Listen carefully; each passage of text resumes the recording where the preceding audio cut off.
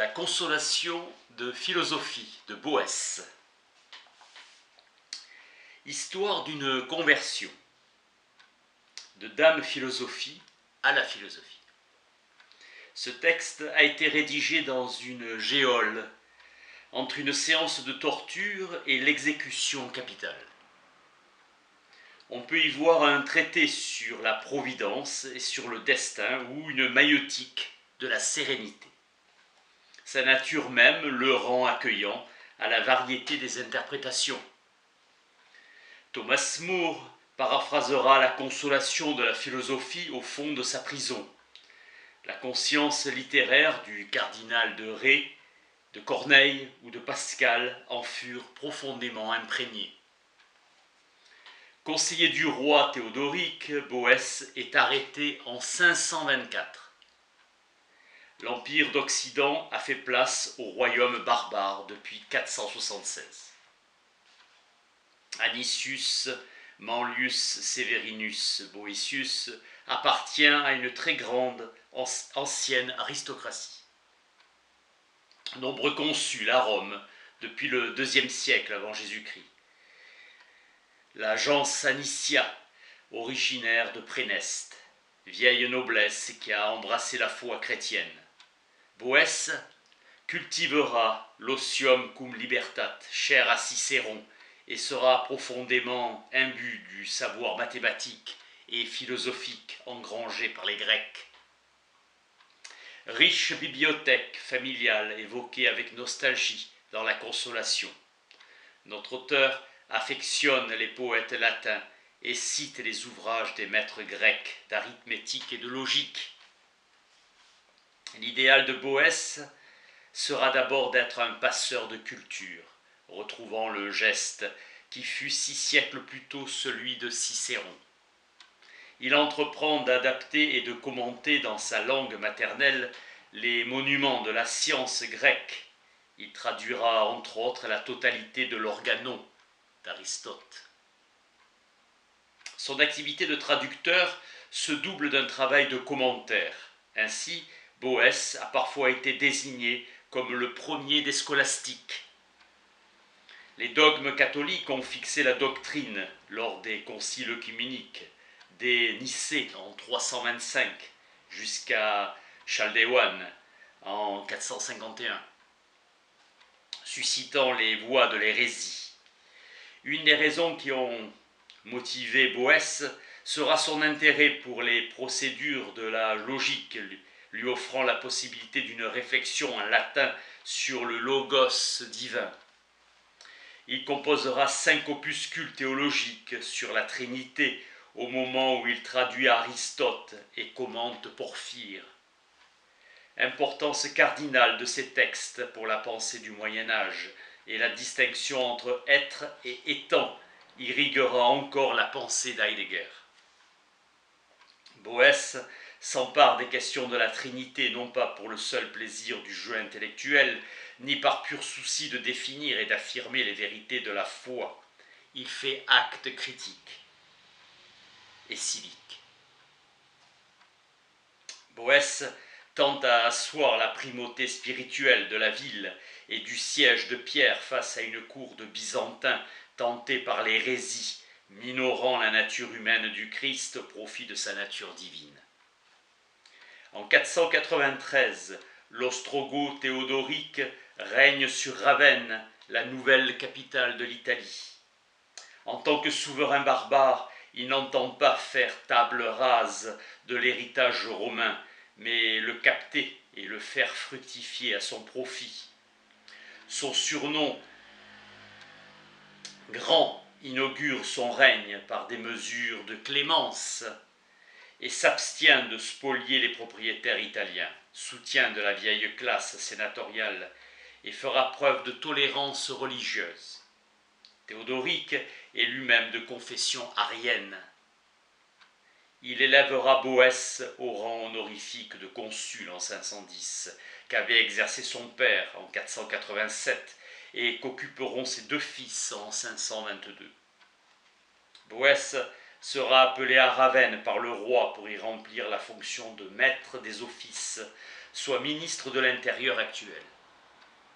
En 510, l'empereur byzantin entreprend une politique anti-arienne pour recouvrir son autorité spirituelle et politique sur l'Italie.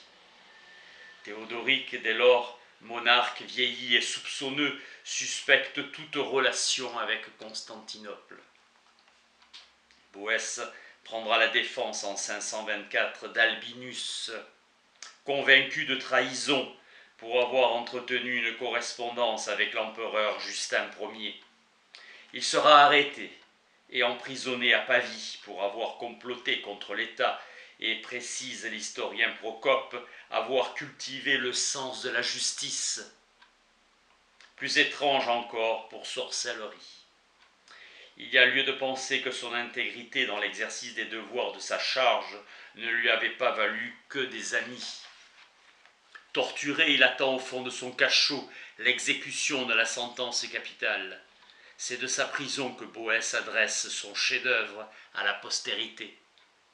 La consolation de la philosophie est une œuvre testamentaire.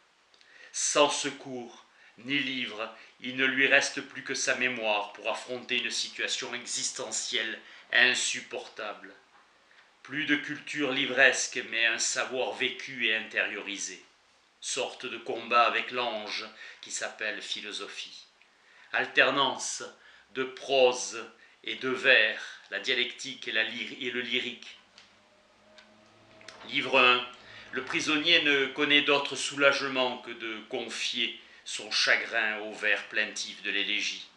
Se dresse devant lui furibonde une femme d'aspect majestueux qui congédie sans ménagement les muses et la rappelle à ses devoirs envers lui-même. Il reconnaît le maître de toujours, philosophie, la maîtresse de toujours, philosophie. Rancœur de l'auteur où la droiture de ses mœurs ne l'a pas mis à l'abri des violences du sort. Philosophie va proposer à son élève des remèdes propres à lui faire retrouver le chemin de lui-même et de sa vraie patrie. Livre 2. Le premier remède destiné à attendrir le cœur vise à considérer la vraie nature de fortune que Boès rend responsable de ses maux. Mais il est de la nature même de fortune d'être irresponsable déesse de la roue.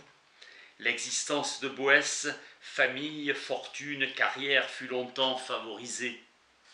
Ses bienfaits, les richesses, le pouvoir et la gloire sont tout relatifs. On peut se contenter de peu, les méchants parviennent aux honneurs, la renommée en un seul jour s'efface.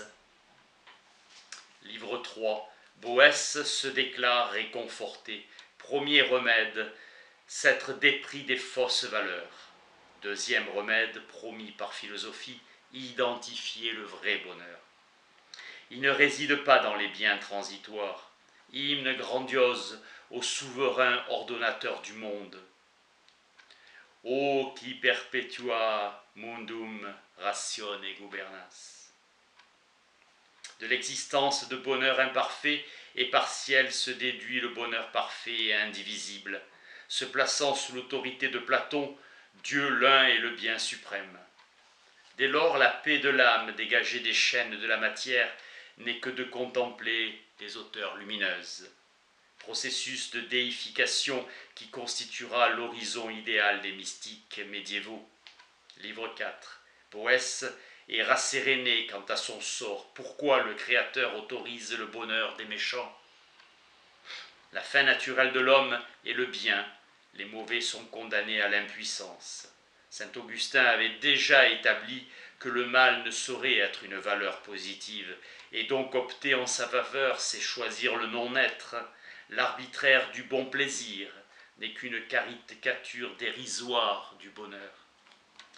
Les bonnes actions trouvent en elles-mêmes leur récompense, les mauvaises sécrètent leur propre châtiment. Le triomphe du tyran est illusoire, son impunité même en lui interdisant de faire retour sur soi-même met un comble à son malheur. Comment Dieu peut-il accepter les souffrances des justes? Philosophie distingue providence et destin, fatum. l'un réglant le plan divin, universel et apte à garantir l'harmonie durable du cosmos, l'autre représente son actualisation dans l'ordre temporel propre à chaque être. Admettre, c'est consentir même s'il paraît injuste. Livre 5. Il faut accepter le destin au nom de l'ordre supérieur du monde. Boès apporte une réponse se fondant sur une théorie de la double nécessité.